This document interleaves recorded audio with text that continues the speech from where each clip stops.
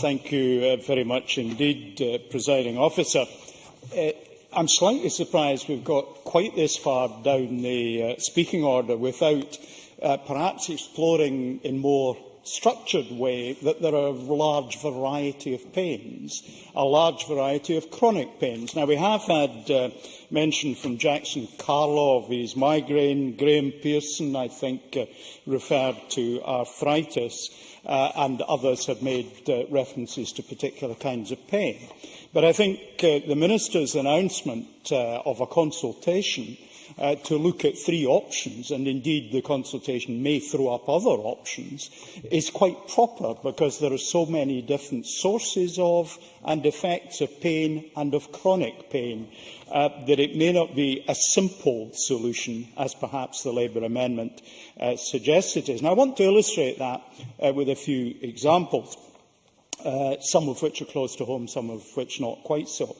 First of all, my mother, who as a youngster was an active tennis player, developed arthritis in her late 30s, early 40s, eventually had to have her hips, which is where she was most affected, immobilised, because it was before the days of hip replacement, and ultimately the muscles in her thighs cut to prevent movement.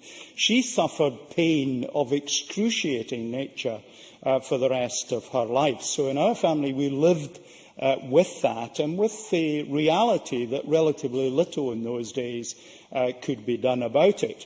Now, my mother wasn't miserable with this. She lived with it and coped with it as she had to.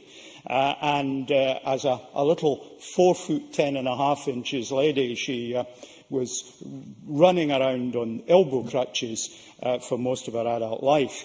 But when she got in her Mini Cooper S, now I remember being with her on one occasion on the Bagley Straight up the Bridge of Arn doing 100 miles an hour, she was liberated by some of the technology. This is before Barbara Castle brought the 70-mile-an-hour limit in, just in case anyone thinks otherwise.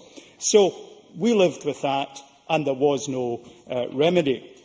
When I started as a nurse in a psychiatric hospital, as a fresh-faced, innocent 17-year-old in 1964, my first task was to go and see Jimmy in the corner. And I was told he's got a problem with his legs. And I asked Jimmy what his problem was. He said, "It's my legs." I said, "What's the problem, Jimmy?" He said, "My legs." Eventually, I did, of course, roll back the sheets. There were no legs. And he was suffering the substantial pain that amputees can often suffer after the removal of the source of the pain. So the treatment he might require for his pain, quite different. Now, in those days, it was very simple. We simply gave him as much codeine as he wanted, as a result of which he was addicted to the painkillers. So it was very much, one or the other in those days.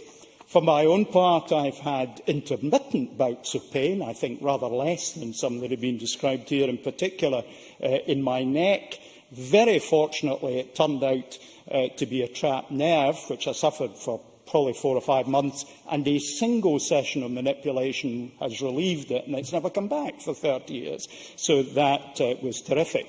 More seriously, as an adolescent, I had to have my torso flayed to remove the outer surface of the skin. That took 6 months, an extremely painful operation that had to take place. And that was because of my acne was so severe. Think of the things I tell you. You're not going to tell anybody outside the chamber, are you? But the reality is that there are many different sources of pain and many different treatments for pain. My father, who is a GP, used to use hypnosis to help his patients deal with pain. And indeed, I was taught some hypnotic trips to deal with my asthma. And to this day, I'm able to deal with my asthma without medication. And I was very lucky to get a top-up on my hypnotic charms and ability to control my own pain by Yvonne Gillan, who was an actress, incidentally, in Fawlty Towers on one occasion. She is a specialist in this for people who are in the acting profession, and I had some dealings with her. Jim Hume also talked about young people and pain, and I think, again, we're looking at something quite different. So there are a huge variety of different sources and types of pain that will need to be dealt in different ways.